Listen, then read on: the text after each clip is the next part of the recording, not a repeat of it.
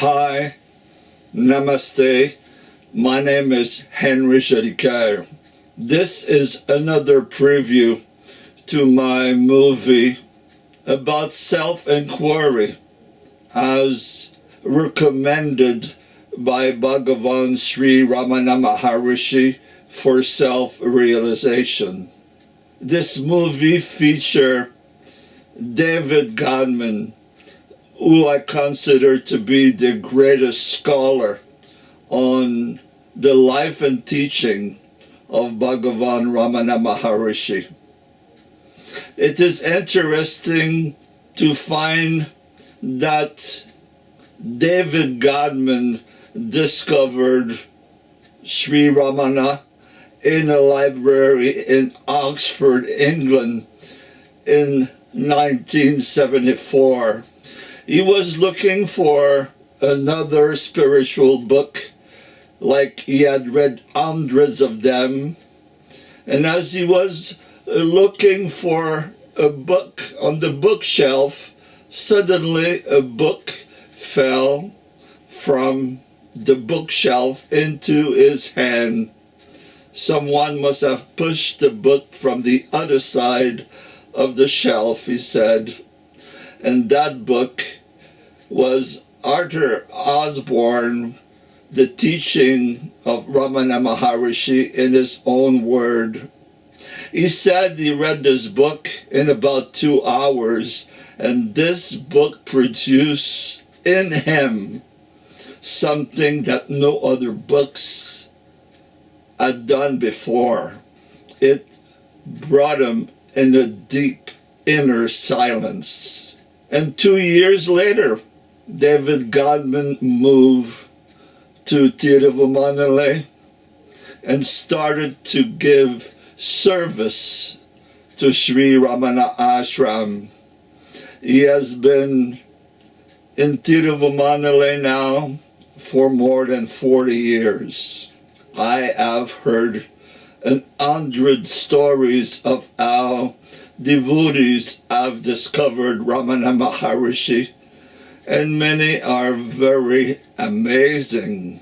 My personal story is that in 1993, I was a student of David Godman, and he said that when he had a great spiritual experience in the Ramakrishna Temple in Los Angeles, he searched all around the world for people who had attained such enlightenment, and he could only find Sri Ramana Maharishi as a person that had attained such great enlightenment. During one of the presentations at the Dice Communion, the Church of David Godman, a presentation of the archive film of Sri Ramana Maharishi absolutely touched my heart. It was this particular clip of Bhagavan Ramana Maharishi coming down the sacred mountain of Arunachala. And I started to read everything that I could find about Bhagavan Ramana Maharishi in English, in French, and Spanish. How a spiritual master become dear to one's heart is a great mystery. Some people fall in love with Ramakrishna. Some fall in love with Anandamaya Ma. It is a great mystery how the heart react to loving a master. I definitely developed more and more a love and understanding of the teaching of Sri Ramana Maharishi. In 2011, I decided to make a documentary on the life and teaching of Bhagavan Ramana Maharishi I went to India, and the Ramana ashram could not have been more kind to me. They opened up the ashram and let me film anything I wanted. But when it came to asking someone in the ashram what was the process of vichara, self-inquiry, I could find no one who could give me a good explanation.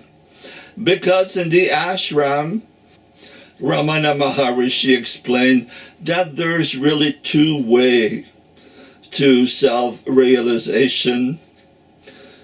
One is self-inquiry, and the other is total surrender of one's life to the Guru and God. And that's what I found in the Sri Ramana ashram. Hundreds of people, from the librarian to the person cooking in the kitchen to the priests doing puja, they were doing bhakti yoga. They were totally serving the cause of Sri Ramana Maharishi because they absolutely trust him. They absolutely love them. The Ramana ashram authorities told me that there was really only one person who could explain the process of self-inquiry in plain English, and it was David Godman, who was kind enough to give me an interview.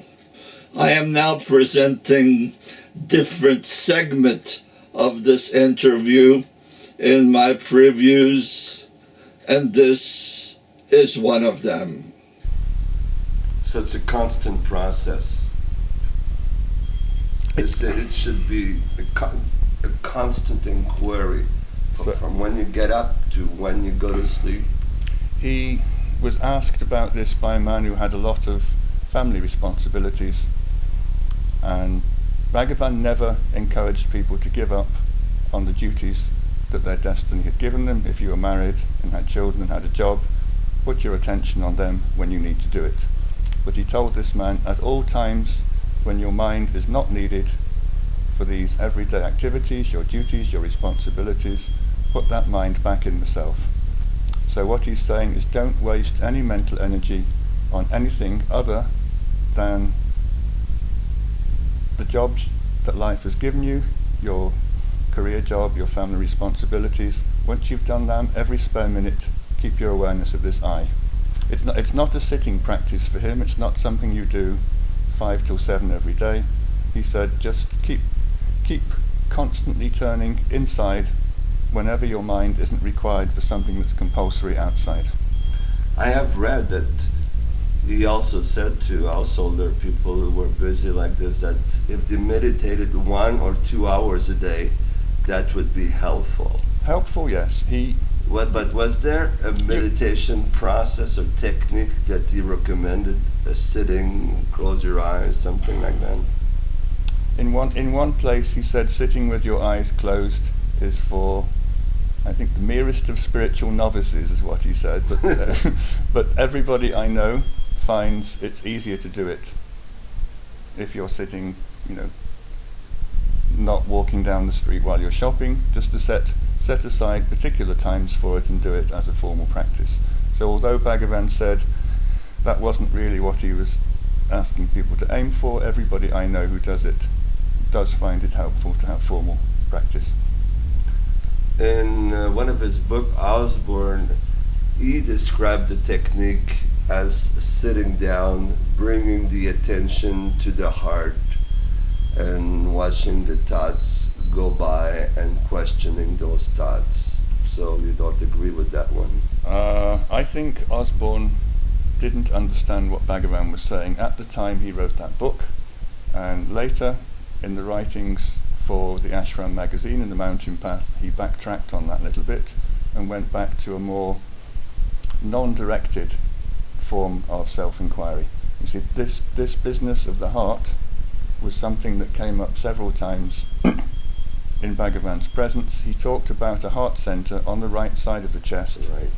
and he said, for those who identify with the body, meaning everyone in the world who isn't enlightened, you can say that the eye rises from this right-hand heart center to the brain, and then polyfurcates, if that's the word. It projects the whole world through the brain, and then in its withdrawal it goes back into the brain, back into this channel, into the heart, and it dies. But he never ever said that focusing on this heart center was any part of self-inquiry. And the reason it is the explanation I gave you right at the beginning. If you're looking at an object, then you're extroverting your mind. You're not having continuous awareness of the subject. So here I am meditating away, I'm thinking, this is the place of the heart center, I will make my eye go back down here. What you're doing is externalizing through an effort of concentration to focus on a point which is not yourself. You've projected something inside your head and you're putting attention on it. Bhagavan says anything that puts attention on an object is going to keep you away from the self. Anything that's mere awareness of subject is going to take you back. So by locating a particular place in the body and concentrating on it, you actually strengthen the mind. You don't dissolve it, you make it stronger. That was his basic objection to that. And the same objection to concentrating on chakras, or anything that required you to put attention on something that was not the eye, he said is counterproductive because it takes attention away from this sense of I that you have to hold on to all the time.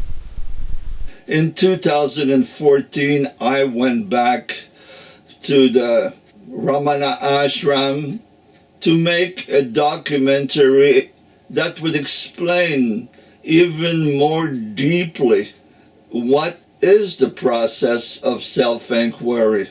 And this is what my movie is all about. You can see that movie on our website, omillumination.com. This movie is part of our effort to spread information about the process of self-realization through our non-profit Canadian organization, Om Illumination. There has never been such an urgent time for us to learn about our divine nature and how to access our divine nature. I sincerely hope that this movie will help you toward your own self-realization. Thank you very much.